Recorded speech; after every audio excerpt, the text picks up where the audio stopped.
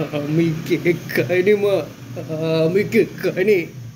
বিশ্বাস করো, বিশ্বাস করো, আমি কেক খাইনি মা, আমি কেক খাইনি।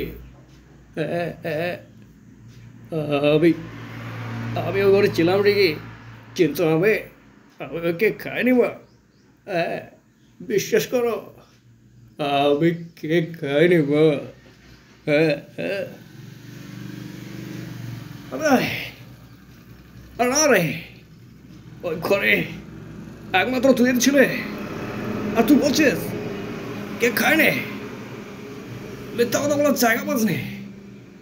আজকে 25শে ডিসেম্বর, আজ যদি আমি কেক না পাই, তো এমন মার মারবো তোকে, এমন মার মারবো যে হাসপাতালে কোনো পেট পাবি না রে।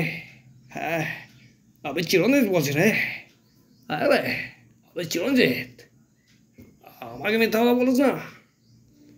আর ওখানে ওই বড় মাথা দাঁড়িয়ে তোকে এমন মার মারবো, এই পৌষ মাথা ঠান্ডায় তোকে জলে চুপিয়ে চুপিয়ে মারবো রে। আর তখন কোনো কম্বলও পাবি না, আর কোনো চাদরও পাবি না রে।